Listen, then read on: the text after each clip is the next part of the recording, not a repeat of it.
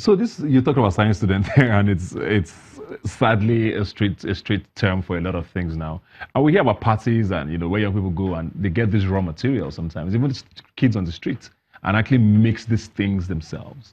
And it still brings me back to the pharmaceutical body now as to how do these things get out? I am not a pharmacist, but I'm sure that if I wanted to get these things, I could get them from somewhere. How do they end up so freely for something that should be so regulated? Yes, like I said, probably when it went viral, that people are using it. Some people saw it as a source of money, Income. source of income. Where Non-pharmacists, maybe? Non-pharmacists, so that they could make some money from it.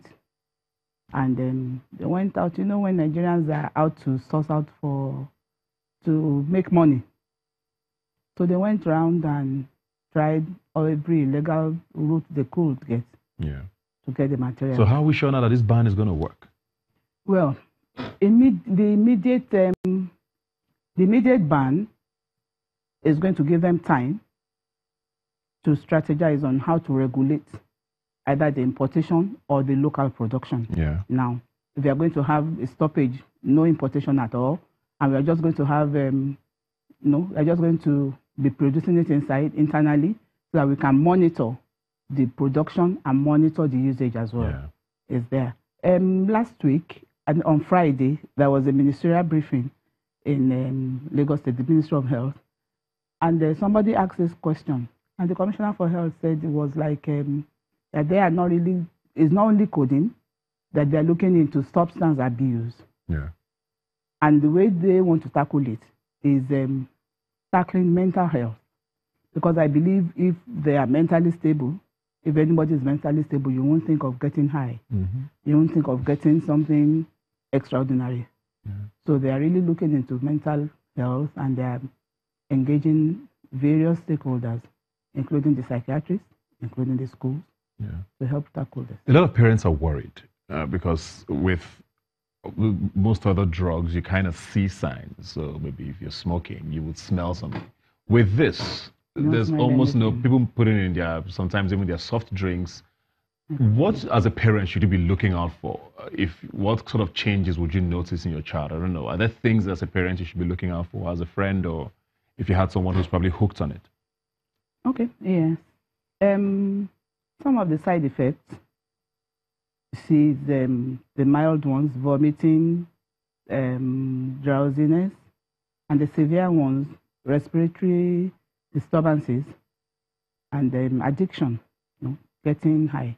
Once you notice a change in the mood, whether your child is getting quieter, is not talking as before, or is talking more, any change in mood, then will make you suspect, or just go close and see what is causing it. And then I think parents should get to know their children very well. Yeah. Spend more time. Spend more time with them and be close to them. Yeah. Especially the teenagers. Yeah. Because it is gaps that are not being filled at home that are being filled by the peers outside. I'm still honestly very worried about, the over-the-counter sales. And I mean, it's easy to regulate a lot of these things in urban cities, in urban areas, in the Lagoses and Abujas and Port Harcourts of this world. But we know how the rural areas work with pharmacies, and how the mothers will send their child to go buy these things sometimes, and the child has his extra money and buys whatever it is, and the person at the counter doesn't care because they just want to make money. So is there really ever going to be a way of properly regulating the sale of drugs, of prescription drugs in Nigeria? Okay, even at the rural centers? Yes. Yes, there is. There's been regulations on ground, and I think now the government is looking more into it. Yeah. To getting into the rural areas. There are some there. Maybe what we just need to do is make it more active. Yeah. And get more law enforcement agents involved in the rural areas as well. Not only the urban. Move into the rural areas and regulate the sale of drugs. Who gives non-pharmacists pharmacy licenses? Is that allowed? To run a pharmacy as a non-pharmacist? As a non-pharmacist, you don't run a retail outlet. Okay. What you can do is own a pharmacy, employ a registered pharmacist. Okay. Then there are some patent medicine vendors The Pharmacists Council regulates their license and their activities, but they are just supposed to sell over-the-counter drugs. Yeah. And they have a list of drugs they are allowed to sell. They have a list of things they are allowed to stock. Okay. And the Pharmacists Council is looking into that. Anyone that is found wanting, they close up the place. Okay. On a final note now, I want to talk about, how we rehabilitate these people. A lot of people, it was also part of this documentary that everybody saw, and the rehab center was nothing to write home about. But not everybody is going to be able to go to a rehab center. How do you help an addict recover and rehabilitate? Well, I think what they do, the normal thing we say is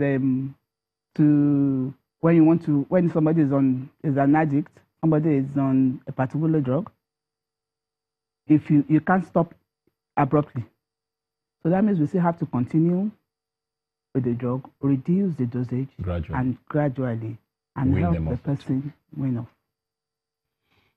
But in a case where, so does the person have to be in a home, in a rehab home, or can you do that at home? And because we see people in chains, do you have to chain these people? If you have parents that can do it at home for their children, yes. Or if not... Well, you have to be properly regulated. You have to be properly regulated and properly monitored. Yeah, monitored. Or if not, I'm sure the hospital will be willing to help. Yeah. Is it possible to properly rehabilitate someone completely? It is possible. We have a lot of rehabilitation centers. We have at Majidun for Lagos State, and they're working well. Okay. Well, thank you very much for coming here today and giving us some insights. Hopefully, it is a very scary phenomenon, and hopefully this is the beginning of, and some end at least to what it has become. Thanks for being here today with us, man. Thank you very much. All right, when we come back, we'll have some more entertainment. I have a special guest joining me right after this. Don't go away.